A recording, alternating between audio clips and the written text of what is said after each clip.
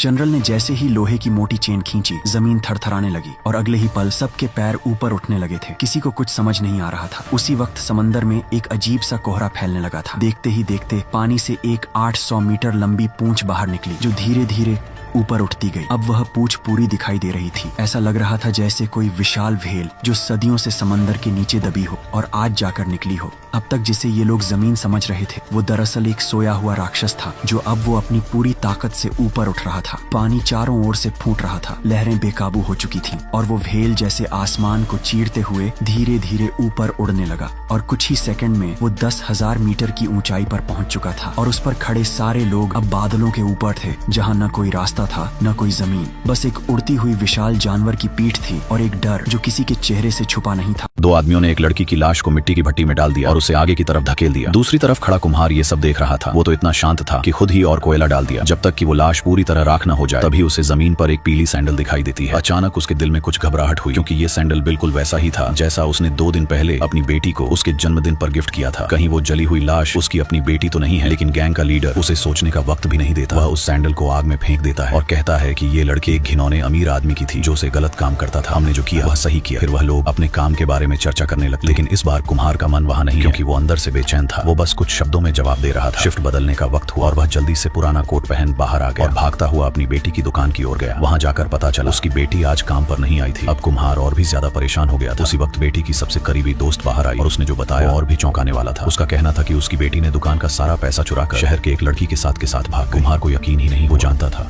इस आदमी को एक जादुई हाई हील्स की जोड़ी मिली। जैसे ही उसने उन्हें पहना, वह तुरंत एक आकर्षक महिला में बदल गया। फिर उसने पुरुषों के लेदर शूज पहने और वह एक काले आदमी में बदल गया। ये देखकर वह हैरान रह गया। फिर उसने तीसरी जोड़ी जूते पहने, लेकिन इस बार कुछ नहीं हुआ। तभी उसे एहसास हुआ कि पहली 2 जोड़ी जूते वही थे जिन्हें उसने खुद रिपेयर किया था। इसलिए वह नीचे गया और अपने परिवार की पुरानी सिलाई मशीन से तीसरी जोड़ी को भी ठीक किया। जैसे ही उसने मरम्मत किए हुए जूते पहने, वह एक बूढ़े आदमी में बदल गया। अब उसे समझ आ गया था कि यह रूप बदलने की ताकत उसी पुरानी सिलाई मशीन से आती है। इस शक्ति का इस्तेमाल कर वह दूसरों की पहचान लेकर रेस्टोरेंट में खाना खाने जाने लगा। बिल भरने के समय वह वॉशरूम जाने का बहाना करता और वापस अपने असली रूप में आ जाता। एक दिन उसने एक अमीर आदमी को लग्जरी कार चलाते देखा तो उसके अंदर लालच आ गया। तभी किसी ने उस अमीर आदमी को लूट लिया। लुटेरे ने तुरंत उससे उसका जूते का साइज पूछा और जूते देने को कहा। अमीर आदमी को कुछ समझ नहीं आया, लेकिन फिर भी उसने अपने जूते दे दिए। अब यह आदमी उसी अमीर शख्स का रूप ले चुका था और आराम से उसकी लग्जरी कार चलाने लगा। फिर एक दिन एक खूबसूरत महिला उसकी दुकान में आई और अपने बॉयफ्रेंड के जूते रिपेयर करवाने को दी। आदमी उस महिला को देखकर तुरंत मोहित हो गया और एक खतरनाक प्लान बना डाला। उस रात वह महिला के बॉयफ्रेंड का रूप लेकर उसके घर पहुंचा।